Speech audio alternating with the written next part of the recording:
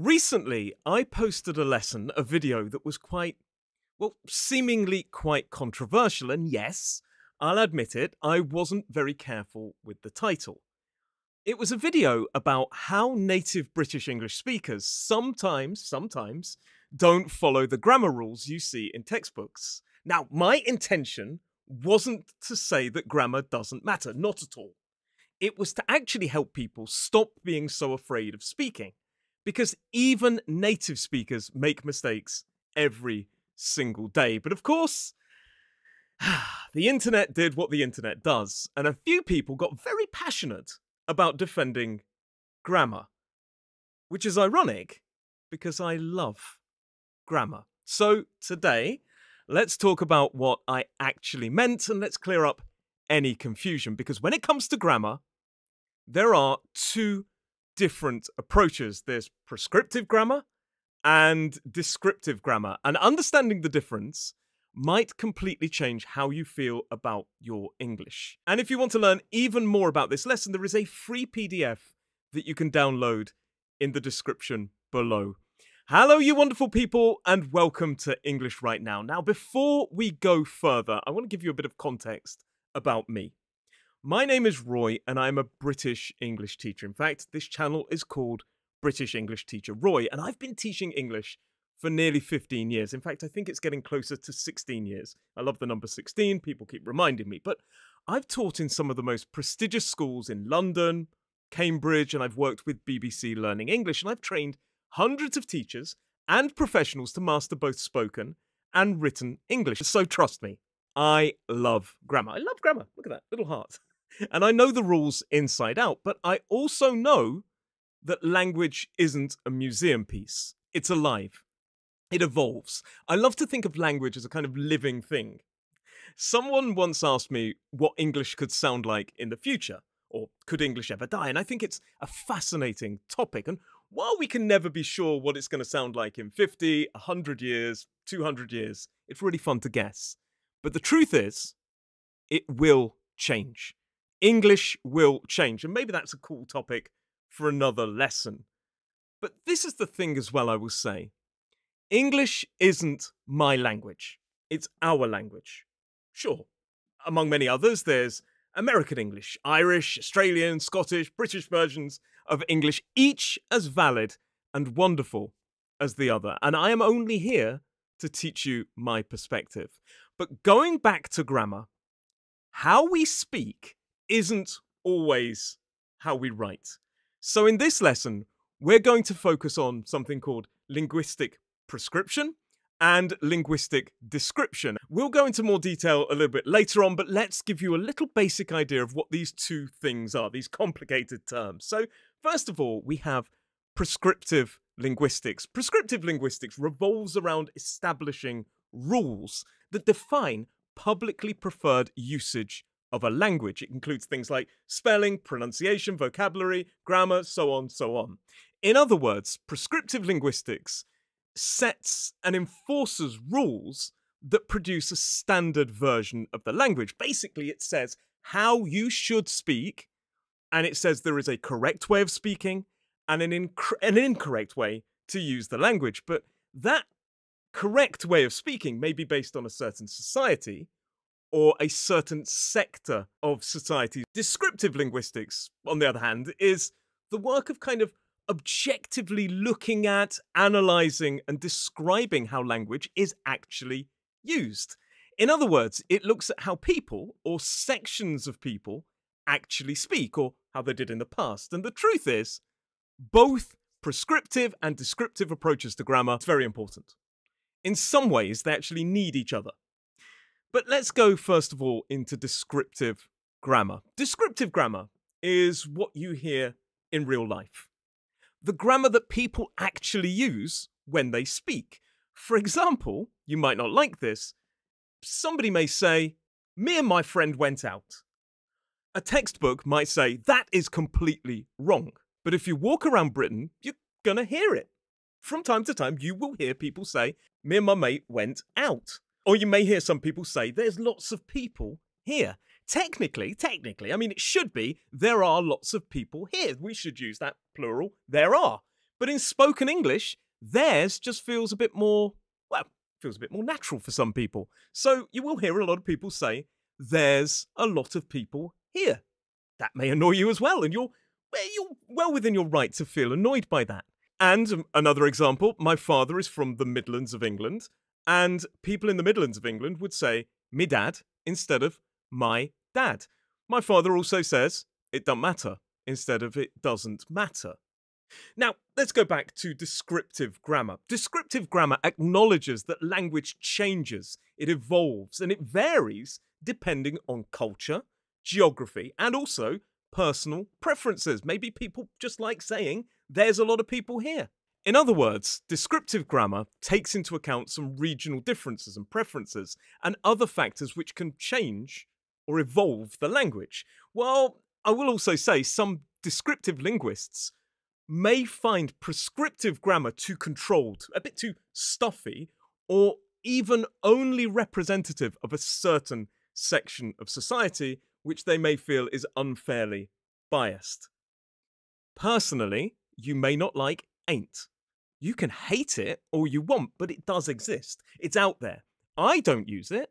It's not my personal preference, but I acknowledge that it's used. In it. Sorry, I don't really use in it, but it's out there.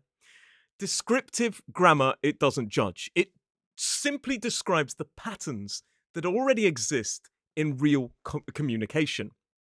And that's important, because when you understand descriptive grammar, you stop thinking English is full of these exceptions, and you start realizing you're just joining a living system.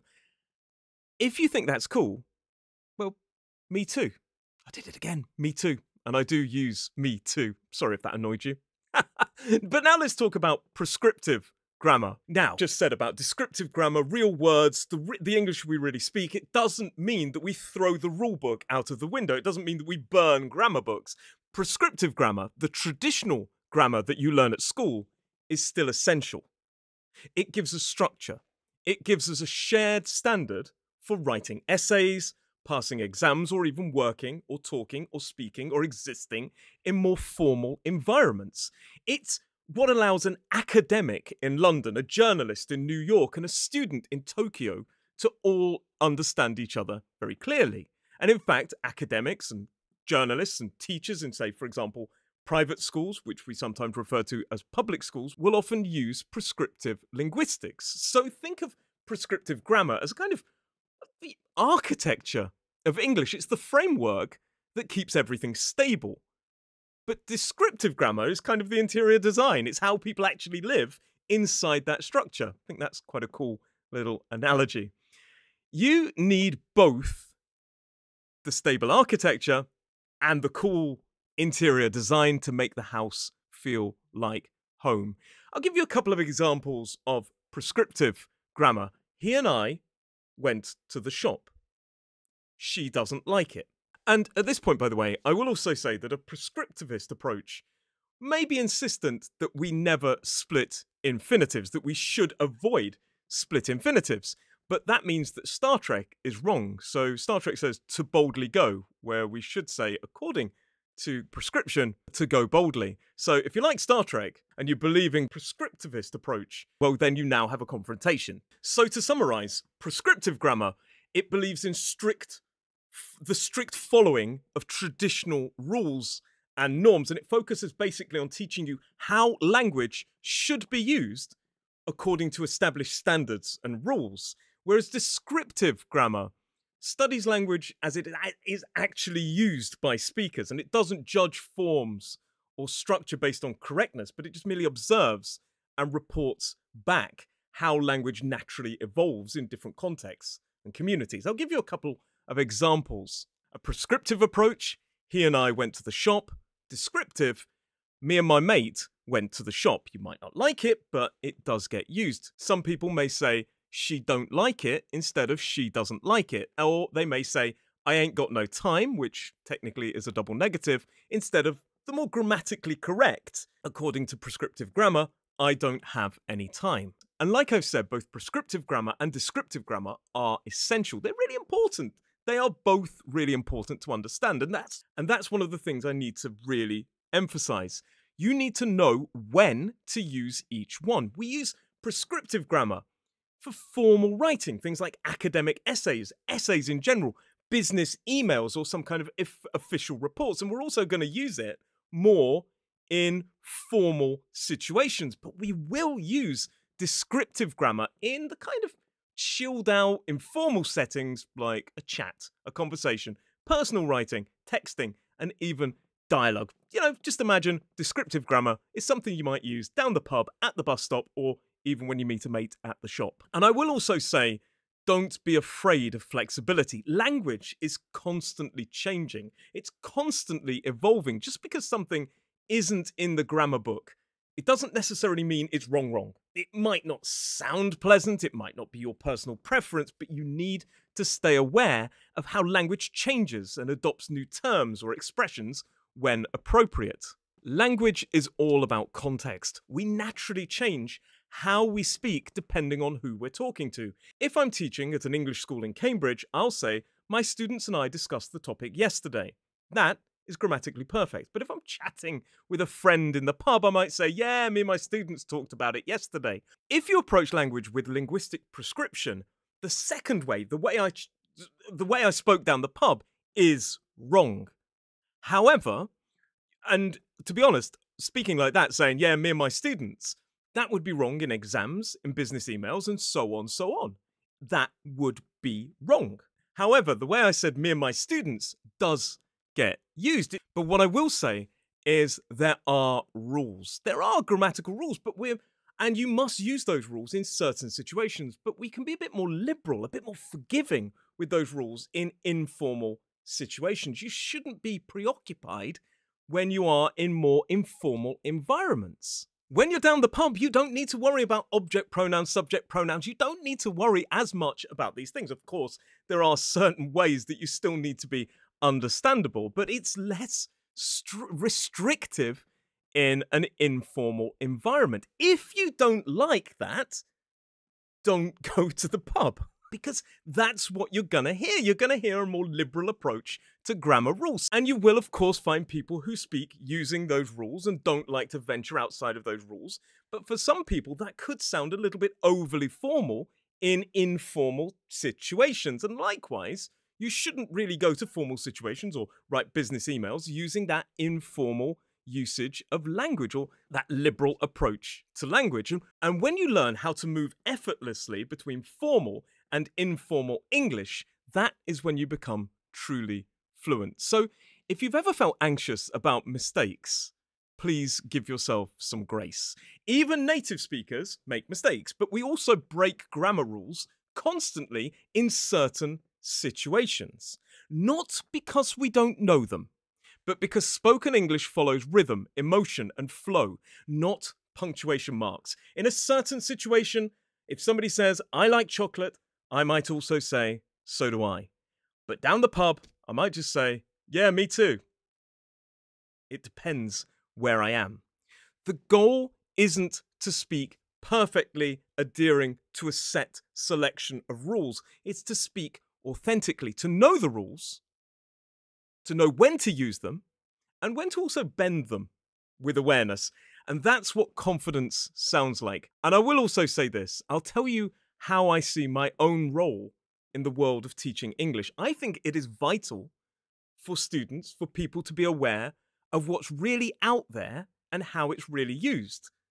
And I kind of see myself as an observer of the evolution of language, but I will teach proper grammar based on existing rules so you know how you should use it in formal situations or in exams. But I will also teach you how we really speak so that you're not really kind of confused or you don't sound out of place in a real conversation, down the pub, at the bus stop, or in any of the other environments that I've talked about, like down the shop. If this lesson helped you to see grammar in a new light and made you feel a bit freer when speaking English, because that's the aim, I want you to feel less restricted, less tense, less nervous, because I want you to know that British people also bend the rules when they're speaking. And there are lots of wonderful different regional variations and different things that exist, and all of them are wonderful, and language is constantly changing. If this appeals, make sure to subscribe to this channel and hit the like button. Remember that there is a free PDF down below. Language is more than just words. I always say this, it is a culture. It's not just about words. It's not just about language. This is about belonging, because English isn't just what we say, it's how we connect. Remember, there is a free PDF that you can download in the description below. But thank you very much for watching, and I will see you in the next lesson.